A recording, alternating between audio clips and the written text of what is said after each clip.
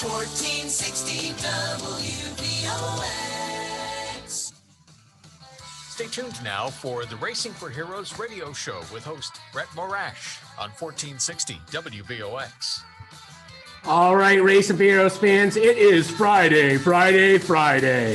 And today, as we have our first or second show of April, we are going to interview a great guy, the CEO of the Sports Car Club of America, SCCA, Michael Cobb, who's on the line right now. And he is just got a tremendous resume. I don't have enough time to read it. It's like reading one of those scrolls from like some medieval tournament where they're just reading off all of these things, or like the Prince of England, all of his titles. So without further ado, Michael, are you on the line? I am, sir. Good morning. Good morning. I figured I'd try to like make it like a big deal, like because it is a big deal that we have you on the radio show today. So we're super happy to have you. Well, I appreciate it, and I have to say I've received quite a bit of shout-outs from the SCCA tribe this morning based on your introduction of hosting the man, the myth, the legend. So I hopefully I can live up to that on the show. Well, listen, that's that kind of the first question is that, you know, SCCA, as you are aware, and I know a lot of our listeners are, is a big organization with tons of regional groups, all the way down to local groups that are racing. How did you end up as the CEO of that? I mean, did you have to like have a race off or something like that, or, you know, some sort of battle royale? I'm telling you, if it would have been a race off, I'm afraid I wouldn't have been selected. I am no Adam Benaway, whom you know quite well, who is an SCCA national champion, an excellent driver, and just happens to be a leader in Racing for Heroes as well. So, no, it actually it came about through, I was actually at an SCCA event with some of my peers, and I'm traditionally a mid-pack hack, is what we call somebody who always finishes midway in the pack. And they said, "Hey, Cobb, you know what? You're really not that good of a driver, but you talk kind of fancy, and they're looking for a president CEO. You might be qualified." There you go. So, based on that lofty recommendation, I did some research, did some due diligence. Had the good fortune to get in a pretty lengthy queue of folks who were interested in leading and serving the organization. And, you know, by the grace of God and some support, I'm here. There you go. And actually, it sounds like you're at a track today. It sounds like when I'm doing RFH radio from VIR. I apologize. Yes, sir, I am trackside at Circuit of Americas. I've got, I think, a Porsche club in front of me. There you go. And I've got a track event on the circuit behind me. So I apologize for any motorsports noise that might be coming through. Well, here at Racing for Heroes Radio, that's the sound of freedom. So, you know, we're always glad to have it in the background. And I love the sound of freedom. Absolutely. So, yeah, because before you were at SCCA, though, you were actually at Gold's Gym, right, as chief marketing officer. I mean, that's like a big deal, too. I mean, amazing organization, been around a long time. Absolutely. I was really fortunate. I got to work with a great team. We actually, one of our greatest accomplishments there was we actually moved the brand to the point from a customer satisfaction standpoint that we actually won a JD Power best overall in customer sat. And, you know, believe it or not, there's a fair amount of transferred learning from Gold's to the SCCA. Both of them are obviously membership-based organizations. Sure. So, you know, the mindset of being in a service-led business, whether it's for profit or nonprofit, is transferable. And really our goal here in the SCCA is no different than the goal of Goals, which is basically to serve the members and those who serve the members. So that's kind of our mantra, and that's what we aspire to do day in and day out. For sure. And I would say there's actually an even bigger connection there, because really health and wellness goes a long way in driving, especially like the endurance races and things like that. I absolutely agree. And I have to tell you, speaking of wellness, you know, we all have our releases. We all have, and those are physical, they're emotional. And for me, my bias is there's nothing that takes me away to a happy place more than being on an apex, being in a car, doing a solo, being in a race car, doing a club race. You know, we're all wired differently, but it is tied to a word you used earlier. It's the freedom to pursue that passion and to be with others who have a similar love for that passion that really is the essential DNA in the club. And one of the reasons why, obviously I'm on the phone with Racing for Heroes, because you guys try to connect with that DNA that's in those who have served and bring them to events that we hold, so that we can have some hashtag fun with cars. You bet. And when I think of that, it's like our motorsports therapy program where we're trying to get a veteran behind the wheel. The idea being that, they get to replicate that same focus, adrenaline rush that they may have had in military, but in maybe a more controlled risk environment. Absolutely understand. I have shared my car on multiple occasions with veterans, and it's an honor to do that. I will be honest and say that oftentimes the veterans beat me. But well, you're a mid-pack guy. Well, I guess I'm just an easy bar, but I just love seeing the look on their face and seeing the joy. And it's an exercise in control. It's an exercise in release, and it's kind of interesting that to exercise with both of those at the same time. It's an absolute blast to serve those who served us, so that we can enjoy things like playing with cars. Yeah, you bet. And listen, and we thank you because, as you know, Adam Benaway, I mean, he is still on active duty, and he's been out there. He was actually on last week, telling us about what was going on with him. But he still does the autocross and all that sort of stuff. That's sort of in the wheelhouse, pardon the pun, of SCCA. Do you mind if I tell you a real quick story about Adam? Oh, we want you to tell a story about Adam. Okay, so the first time I met him, number one, he's a fabulous driver. But the first time I met him is at an event that we call the SCCA Solo Nationals. It's in Lincoln. It usually has anywhere from 1,250 to 1,500 pointy into the sword type competitors vying for a national championship. And that's the first time I saw him. He was running in a class of really deep with talent. It was a spec class, so all the cars were basically the same. And he was leading after day one. Typically for me, if I'm anywhere near the top on day one, I get so excited and freaked out and nervous that I'm at the end of the pack by the end of day two, right? Sure. Second day of racing. But I was overhearing someone talking to Adam, and they said, well, are you stressed? Are you nervous or whatever, with regard to going into day two? He said, this isn't stressful. and he meant it too. He absolutely meant it. And yep. I was in awe. I mean, through the lens of someone who served in combat and in high stress situations. No, it's a Sunday afternoon. We're out playing in a parking lot with cars. What's stressful about that? Yeah. I just thought it was a great perspective to bring to the event. And, it tells you a lot about the men and women who serve and how they're wired. Yeah, for sure. And it's not, Adam's amazing, and he's, as you point out, he's a great driver, but even like our Racing for Heroes founder and now chair of the board, Mike Evok, like he'll tell you that those days are kind of the simplest days in a lot of ways because he's out there, he races, and then he sleeps great that night. And, that's right. Where I think the catharsis part comes in, for racing or any competition. I mean, whatever floats your boat, obviously, but with respect to racing, I think that really is an outlet for folks. And there's a range, as you know, right, where you can kind of get in at a relatively low level, but then at the other end, you're sort of like at the IMSA car racing. Absolutely. I mean, we're really blessed. We have everything from road rally, right, which is really where the club started 77 years ago, where you basically just took a car out. It wasn't really a high-speed event. It was just a time and distance kind of event in a regular street car. That evolved to, wheel-to-wheel racing, both hill climb and road racing. That later evolved into what we call solo, or more generically, it's called autocross, which is kind of dodging a sea of cones in a secure parking lot at safe speeds, to new things that we've added. Our Track Night in America program, which just had its 40,000th participant. Wow. Last July, even in the midst of coming out of COVID. And that's within 0 to 5 years, we've gone to 40,000 participants. And that's just incredible. A great way for folks to take their street legal cars out to, for example, a track like COTA and drive safely on course, get a sense of the corners, the speed, the topography, braking, accelerating, all of that, but not in a timed competitive standpoint, just really focusing on delivering a great, safe experience for enthusiasts. Yeah.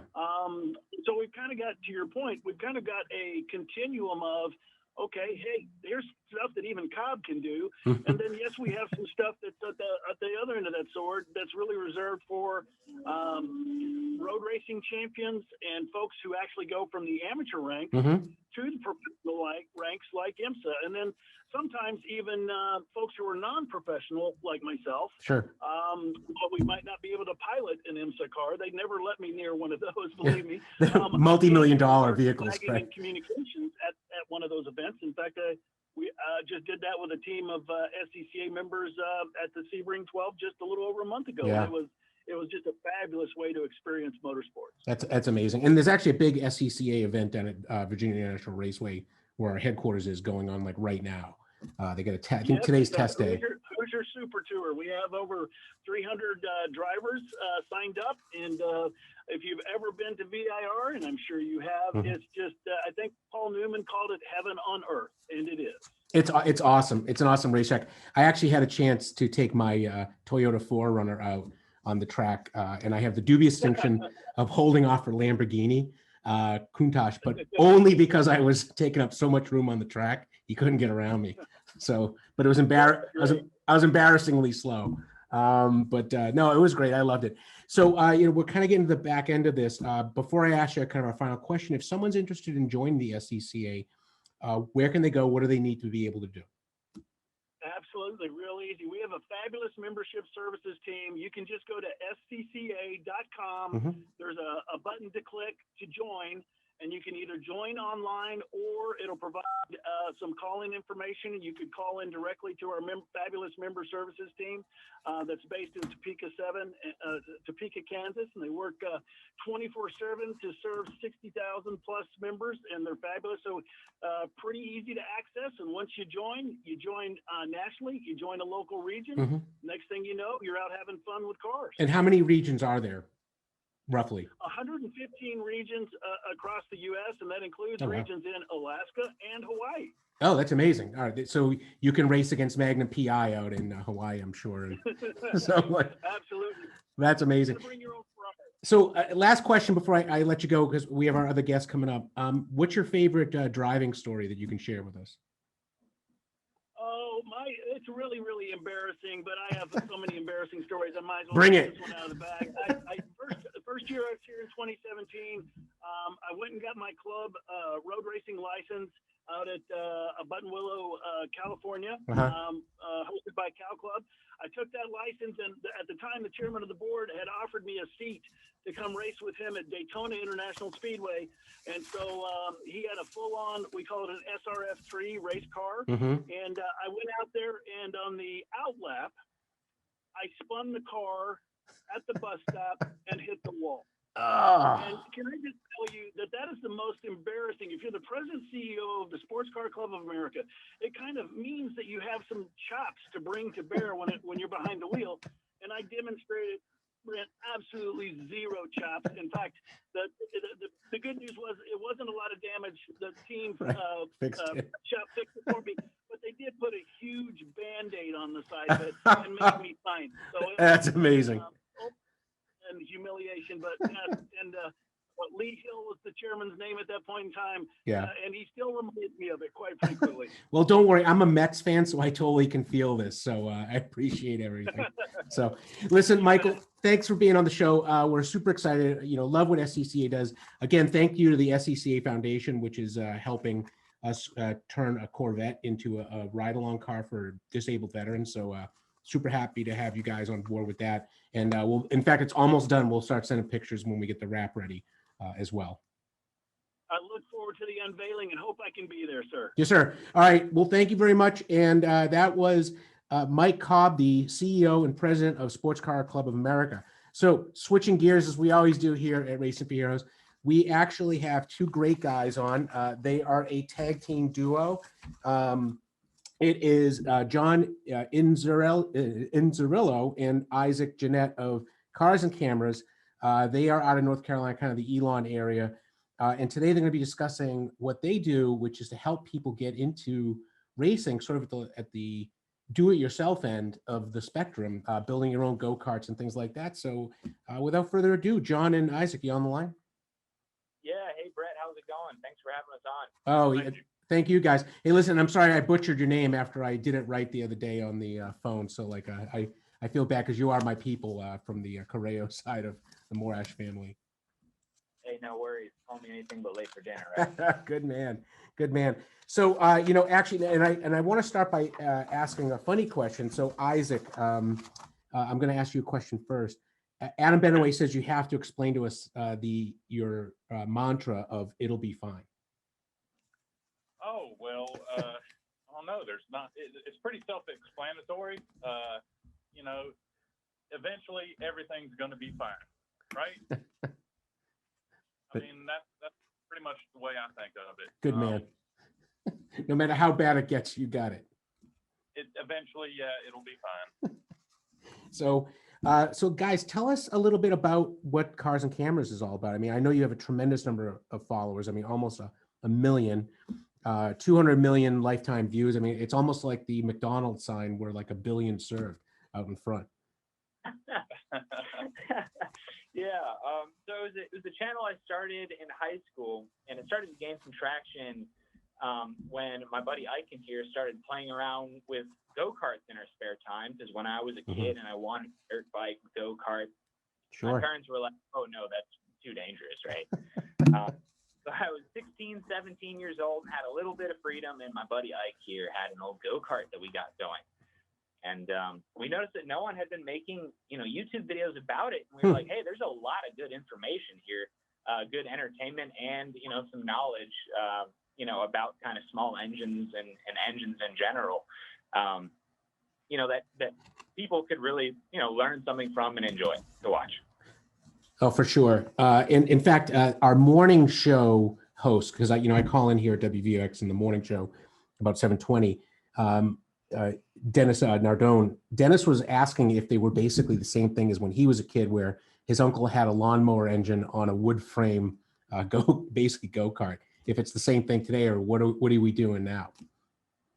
Yeah, pretty much. I mean, we've done everything from modifying a lawnmower to the point where it'll go 65 miles an hour. That's amazing. A Ducati motorcycle engine, a 900, on a very simple go-kart, and run it at 102 miles an hour. That's amazing. That's amazing. But is that like everything from like building your own tube frame in the garage all the way to like something like pretty spectacular? A little bit.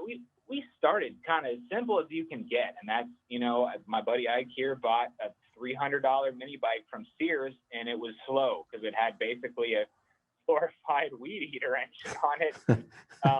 So we were like, all right, let's build a header for this thing. Let's modify the air intake. Let's increase the carburetor jet size and see if we can get this thing flowing a little better, making a little more power. Sure. And of course, this was all just regular hand tools and a cheap welder at the time. So it kind of progressed from that to engine swaps, engine builds, and now we're getting into the fabrication, bending tube, and building chassis from scratch. So I could, like, in my garage here in New York, build one of these, no problem. If I had like a Harbor Freight welder and some basic tools. I actually do have the original version of the Shopsmith built in 1947 in my house. It works like a champ. So like I have like a little bit of a machine shop. Yeah, absolutely. Pretty much anybody with a simple welder and a little bit of know-how can build and modify a go-kart or mini bike in their garage. It helps if you have a buddy that has a little bit of knowledge of mechanics. But yeah, anybody can do it.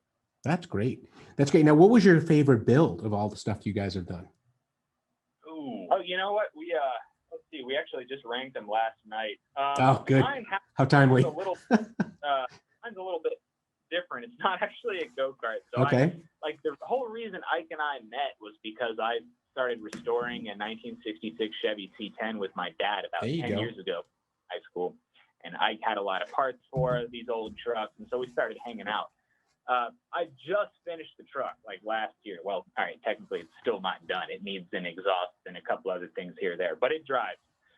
So it's got to be that C10. But if it's not that, then it's got to be my old Honda Trail 70. Basically nice. a bike that you can ride on the road. We've ridden them hundreds of miles to West Virginia, to the Outer Banks. Love them.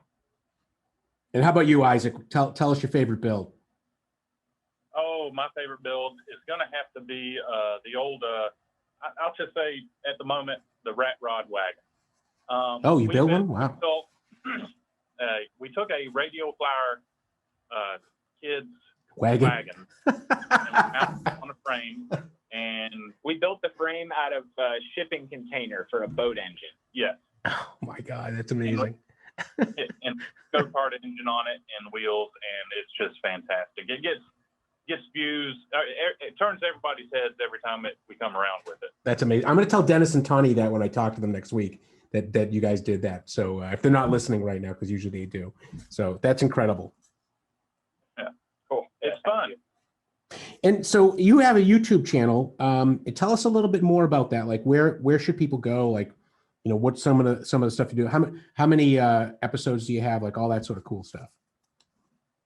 Oh man, I'm going to throw. I have no idea how many episodes we have. I'm going to throw a number out. I'm going to say 600. Oh gee. We post twice a week. We've been posting every Monday, every Wednesday on YouTube for consistently maybe 3-4 years now, wow. And once a week for a few years before that. So we've been doing this for quite some time. But if you just look up Cars and Cameras or Go-Kart or Mini Bike, we're going to be right there at the top of the search results. And you're on Facebook too, right? Obviously, same handle. You can find Facebook as well, just Cars and Cameras. That's great. That's great. And so just a little more. So I know you went to Elon University, John, and Isaac. It sounded like you went to the local community college to get your ASE certification. Is that how you guys got to where you are now? So, I mean, yeah, how we got here now, honestly, I have no idea, Brett. Actually, you want to know this? It just happened. So when I was, 15 years old, I really wanted a BMW M3. I thought they were awesome cars. And they are. My parents were like, no, you're going to kill yourself. So, which fair enough. A 16-year-old kid with an M3, it's definitely not smart. No. So they got me a 10 to 12-year-old 325i with like 80-something thousand miles on it. Okay. I own a BMW now, but they don't have the best reputation for reliability, especially when they get old. I worked at an import shop, the only import shop in town. So I, started hanging out with him quite a lot because my car was always broken. But I guess more to your question about if it makes you feel any better, I had a 77 Mercury Cougar with a 351 Windsor engine as my first car. So it was interesting. Nice. Cool car. Yeah. I wish I had it today. I can't believe my brother drove it into a lake, and that was that. So. Oh, that's horrible. It is horrible. That was. Anyway, I'm sorry. I digress. But please, so keep going. Oh, yeah, no problem. I went to school at Elon, got a degree in entrepreneurship and marketing. And, I thought it was helpful, just to, for like networking purposes, just to meet people that I still talk to now. And my professors, they were helpful. It was like really helpful to just learn kind of marketing and sales, and just feel like that applies to a lot more than just like it explains a whole lot about life. You understand marketing. Sales. Well, it's like if you take economics and you read Adam Smith, Wealth of Nations, and it's of course a boring read, but like you start to understand like how people think, and and that's what I appreciate about people like yourself who are doing those entrepreneurial things. Yeah. So that was helpful, but like in terms of the specifics of, what do I do for my channel? Of course, none of my professors knew, and it took me a lot of time, but if you own your own business, like odds are you're going to know best, even if someone else may have more experience doing something else, it the best. So you're most qualified to make a decision. Roger. And Isaac, I know that you're an ASE certified mechanic. I watch all these car shows like engine build shows and Two Girls Garage, all that sort of fun stuff. And I'm always in awe when I see someone with an ASE cert, because I know it's such a hard thing to get. It's not a gimme. Right. No, I didn't go to school and get the certification. I actually got it like online, the hard way, and stuff afterward. Yeah. But yeah, you got to have some knowledge for sure to have those certifications. So I had a lot of experience with automobiles, and yeah, so I worked for it. Gotcha. Yeah, for sure. All right, guys, we're last minute of the show before we have to go off the air, but one of you guys tell us your favorite driving story. Go. Oh, man. Let's see. So a few years ago, this is our best story that doesn't end with a crash. So I'm gonna do it. Let's hear it. We were on the Velocity channel when it was still a thing. Yeah.